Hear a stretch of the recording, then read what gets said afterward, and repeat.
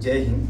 आप जानते हो कि अगर बिहार में चुनाव हुआ है, बिहार विधानसभा चुनाव 2025, तो आज इसके बारे में आपको बहुत सारी जानकारी मीडिया द्वारा दी जाएगी। और आपको जो मेरा यूट्यूब चैनल है इसको सब्सक्राइब कर लीजिएगा, एजुकेशन एज। तो आइए आपको मैं बता दूं कि बिहार में कितनी विधानसभा की सीटें हैं, कितनी विधान परिषद की सीटें हैं, और कितनी लोकसभा की सीट है और कितनी राज्यसभा की सीट है। तो बिहार में टोटल विधानसभा की सीट है 243। बिहार में कुल सीटें कितनी है विधानसभा की? तो 243। विधान परिषद में कुल सीटें हैं 75। लोकसभा की कुल सीटें हैं 40। लोकसभा की कुल सीटें कितनी हैं? 40। और राज्यसभा की कुल सीटें हैं 16। यानी विधानसभा की टोटल सीटें हैं आपका 243 है, विधान परिषद की कुल सीटें आपकी 75 है, और लोकसभा की कुल सीटें 40 है, राज्यसभा की कुल सीटें 16 है। तो आपको जानकारी है तो मैं आपको बता दूं कि बिहार का नया मंत्रिमंडल 2025 जो भी हुआ है, तो भारत निर्वाचन आयोग यानी इलेक्शन कमीशन ऑफ इंडिया के द्वारा जो आम चुनाव की जो घोषणा की गई वह 6 अक्टूबर 2025 को की गई। यानी कि ईसीआई ने कहा, भारत के निर्वाचन आयोग ने कहा कि जो बिहार में जो चुनाव होंगे उसकी कब होंगे, कैसे होंगे, इसके बारे में जानकारी प्रथम बार 6 अक्टूबर 2025 को उन्होंने किया। और इन्होंने ईसीआई ने यह भी कहा कि बिहार का जो चुनाव होगा 2 चरण में होगा। यानी पहला चरण जो होगा आपका 121 सीटों के लिए होगा। पहला चरण कब हो, कितने सीटों के लिए होगा? 121 सीटों के लिए होगा। और मतदान जो होगा यानी जो वोट पड़ेंगे वह 6 नवंबर 2025 को पड़ेंगे, और इसका रिजल्ट आपका यानी वोटों की गिनती होगी 14 नवंबर 2025 को। तो पहला जो चुनाव हुआ आपका यानी पहला चरण जो हुआ बिहार विधानसभा का पहला चरण का जो चुनाव हुआ, यानी वोट पड़े कितने सीटों के लिए? तो 121 सीटों के लिए। मतदान कब रहा? तो 6 नवंबर 2025, और इसका रिजल्ट कब आएगा? 14 नवंबर 2025।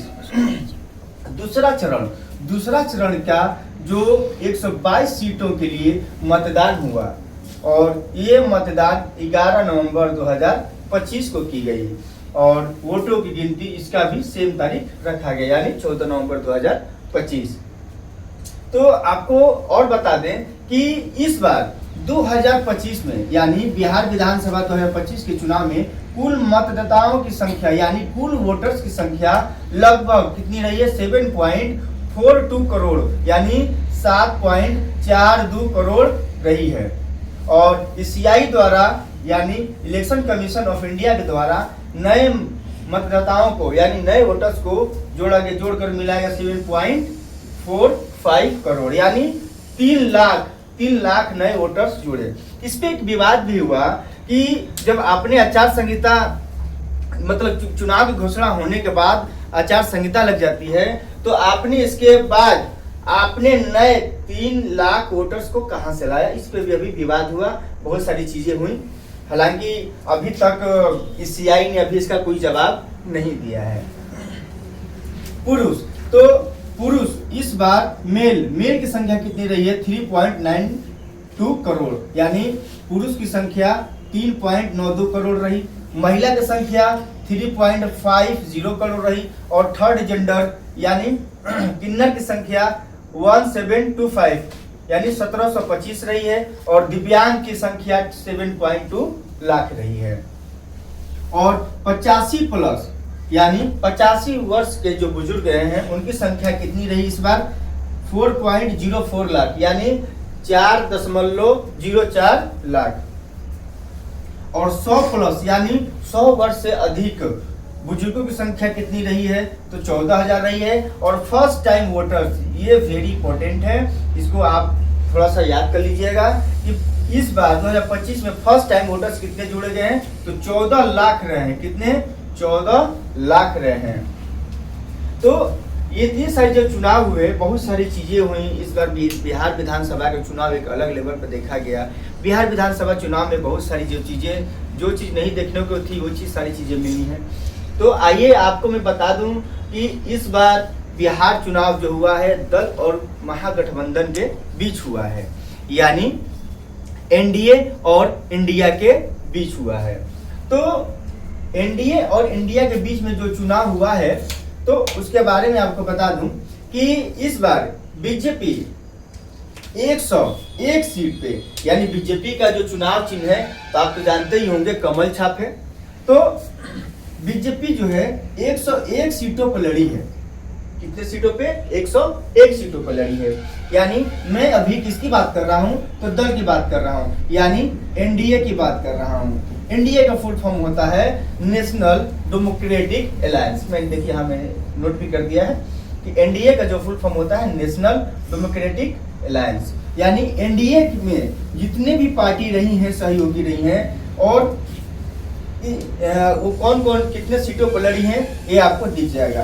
तो भारतीय जनता पार्टी यानी बीजेपी 101 सीट पर लड़ी है, उसका चुनाव चिन्ह कमल रहा है। दूसरा है जदयू, ये भी 101 सीट पर लड़ी है, इसका चुनाव चिन्ह तीर रहा है। तीसरा एलजेपी, यह 29 सीट पर लड़ी है, इसका है चुनाव चिन्ह आपका हेलीकॉप्टर रहा है। हम का ये 6 सीटों पर लड़ी है और इसका चुनाव चिन्ह कढ़ाई रहा है। आरएलएमजी जो 6 सीटों पर लड़ी, इसका चुनाव चिन्ह सिलेंडर रहा और निर्दलीय 1 रहे। तो ये आपका एनडीए का था। और इंडिया में जो गठबंधन थे, इसके भी बारे में बता दूं कि पहला था आरजेडी। इंडिया के गठबंधन में ऐसी पार्टियां थी जो विपक्षी पार्टी कहलाती है। इसमें आपका आरजेडी था। आरजेडी 143 सीटों पर लड़ी, जिसका चुनाव चिन्ह रहा लालटेन छाप, यानी श्री लालू प्रसाद यादव जी का पार्टी है ये। दूसरी पार्टी रही है कांग्रेस 61 सीट पे, यानी 61 सीट पे चुनाव लड़ी और इसका चुनाव चिन्ह पंजा रहा है। हालांकि कांग्रेस बहुत पुरानी पार्टी है, आजादी से पहले और आजादी के बाद की। इसका 1885 में गठन हुआ था। तीसरा है भाकपा माले, यानी 20 सीटों पर लड़ी थी भाकपा, और इसका जो चुनाव चिन्ह है लाल झंडा में 3 तारे। यानी आप देखे होंगे ये इसका जो झंडा होता है ये रेड कलर का होता है और इस पे 3 तारे होते हैं, ओनली 3 स्टार्स। इसको भाकपा माले का ये झंडा है। दूसरा है भारतीय कम्युनिस्ट पार्टी, ये 4 सीटों पर लड़ी और इसका चुनाव चिन्ह है हसुआ और हथौड़ा छाप। भाकपा कम्युनिस्ट पार्टी एक सीट पर लड़ी और इसका चुनाव चिन्ह रहा है हसुआ और बाली। विकासशील पार्टी यानी वीआईपी पार्टी का वो 14 सीटों पर लड़ा और जिसका चुनाव चिन्ह है नाव। ये तो मुकेश सहनी की पार्टी रही है भाई साहब, ये 14 सीटों पर लड़े, हालांकि कुछ मिला नहीं इनको। ये उप मुख्यमंत्री बनने वाले थे बट बेचारे का सपना टूट गया। अन्य पार्टियों की बात करें तो अन्य पार्टियां में आ जाती हैं आपकी जनसुराज, बीएसपी, एआईएम एंड राष्ट्रीय लोक जनशक्ति पार्टी। तो जनसुराज ये प्रशांत किशोर की पार्टी रही है, अभी नई पार्टी उभर के आई है, बहुत जोरों शोरों से तैयारी चल रहा था, 2 साल से तैयारी में थे प्रशांत किशोर जी। बिहार के हर कोने कोने में उन्होंने अपना प्रचार प्रसार किया और इनकी पार्टी में अच्छे पढ़े लिखे लोग भी थे और हालांकि इनको कोई भी सीट नहीं मिल पाई, 0 सीट पे रहे और ये चुनाव में एक भी सीट नहीं ला पाए। और इन्होंने अभी घोषणा भी किया है कि ये अपने संपत्ति का 90% यानी 90% अपना जितनी संपत्ति है वो अपनी पार्टी के लिए न्यौछावर करके मतलब दान दे दिए हैं। ये बहुत बड़ी बात होती है कि अपनी सारी संपत्ति किसी पार्टी के लिए समाज कल्याण हेतु आप दान कर दो। हालांकि संभवतः ये कथन है माननीय कांशीराम जी का भी कि पहला चुनाव यानी हारने के लिए लड़ा जाता है, दूसरा चुनाव हराने के लिए लड़ा जाता है और तीसरा चुनाव जीतने के लिए लड़ा जाता है। तो हो सकता है कि पहला चुनाव ये प्रशांत किशोर जी हार गए हैं, हारने के लिए लड़े हो, दूसरा हराने के लिए लड़ेंगे, तीसरा जीतेंगे। तो समय समय पार्टी आती हैं जाती हैं। दूसरा रही है आपकी बीएसपी यानी बहुजन समाजवादी पार्टी। बहुजन समाजवादी पार्टी यह 130 सीट पर लड़ी। कौन? बहुजन समाजवादी पार्टी 130 सीट पर लड़ी। और एआईएम यह 25 सीट पर लड़ी। तो अब मैं बता दूं कि किसे कितना सीट प्राप्त हुआ। उससे पहले मैं आपको एक जरूरी चीज में बता दूं कि जब सीट का चुनाव चिन्ह को जब दिया जा रहा था तो उसमें 3 ऐसे उम्मीदवार थे जिनका नामांकन को रद्द कर दिया गया। पहला था मसौढ़ा विधानसभा से, यानी ये छपरा साइड में पड़ता है मसौढ़ा विधानसभा से एलजेपी की जो प्रत्याशी रही, उम्मीदवार रही हैं, सीमा सिंह का नामांकन रद्द हो गया। उसके बाद एनडीए ने यानी नेशनल डेमोक्रेटिक अलायंस ने निर्दलीय उम्मीदवार को, जिसका नाम था अंकित कुमार, को अपना समर्थन दिया। यानी सीमा सिंह का नामांकन को रद्द कर दिया गया था इलेक्शन कमीशन ऑफ इंडिया के द्वारा। कोई त्रुटियां रही होंगी या कुछ कारण रहा होगा या कुछ खामियां रही होंगी, वो जाने। तो ये अंकित कुमार का तो समर्थन दे दिया गया। दूसरा है आपका मोहनिया विधानसभा। मोहनिया विधानसभा से जो आरजेडी की उम्मीदवार थी श्वेता सुमन, मोहनिया विधानसभा से जो आरजेडी राष्ट्रीय जनता दल की जो उम्मीदवार थी श्वेता सुमन का भी नामांकन को रद्द कर दिया गया। और उनके स्थान पर आरजेडी ने समर्थन दिया था निर्दलीय किसे? रविशंकर पासवान को, यानी छेदी पासवान के बेटे को, छेदी जी के बेटे को निर्दलीय आरजेडी ने समर्थन दिया रविशंकर पासवान जी को। तीसरा है सुगौली विधानसभा से। सुगौली विधानसभा के जो वीआईपी उम्मीदवार थे शशि भूषण सिंह, इनका भी नामांकन को रद्द कर दिया गया था। तो अब आते हैं, आपको मैं बता दूं कि जो 243 सीटों में आप कितना सीट लाते हैं, तो आप मत हो तो 243 सीट में अगर 122 सीट भी अगर आपके पास है तो आप 50% आप लाते हैं तो आप सरकार बना सकते हैं। अब आते हैं यहाँ पे, तो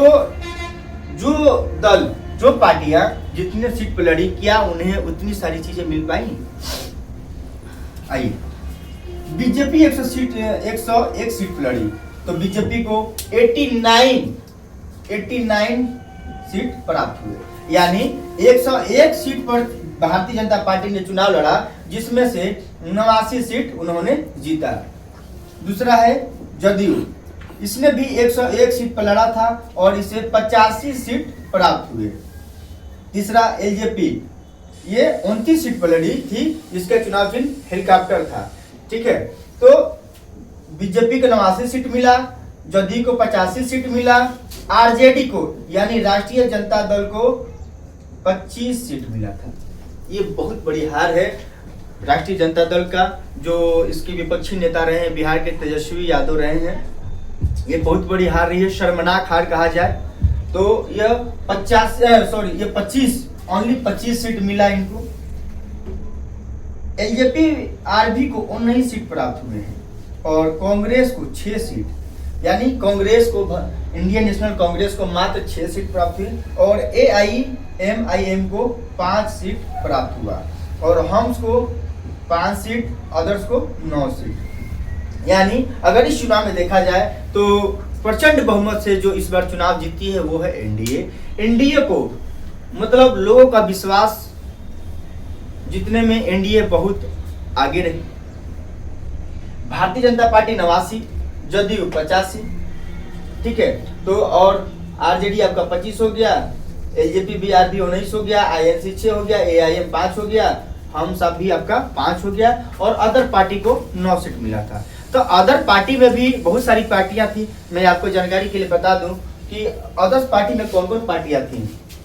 बीएसपी, बहुजन समाजवादी पार्टी, मैंने यहाँ आपको बताया बीएसपी 130 सीट पर लड़ी थी, मतलब 130 सीट पर लड़ी थी, मात्र उसे 1 सीट प्राप्त हुआ, वो है रामगढ़ विधानसभा। कैमूर जिला का जो रामगढ़ विधानसभा है उसे 1 सीट मात्र प्राप्त हुआ। मात्र 30 वोटों से जीत हुई है, 30 वोट्स। 30 वोटों से उनकी जीत हुई है। दूसरा है CPIM, उसको भी 1 सीट प्राप्त हुआ है। IIP को 1 सीट प्राप्त हुआ है। CPI-MIL को भी 2 सीट प्राप्त हुआ है और राष्ट्रीय लोक मोर्चा को 4 सीट प्राप्त हुए हैं। तो इन टोटल इस टोटल को अगर मिला देते हैं तो कितना हो जाता है 9, यानी अदर्स को 9 सीट प्राप्त हुआ है। तो मैंने यहाँ बता दिया था जनसुराज तो भाई लड़ा 238 सीट पे 0 सीट प्राप्त हुआ, उसको एक भी सीट नहीं मिला। AIM को 5 सीट मिला है और BSP को 1 सीट मिला और राष्ट्रीय लोक जनशक्ति पार्टी को 0 सीट मिला है।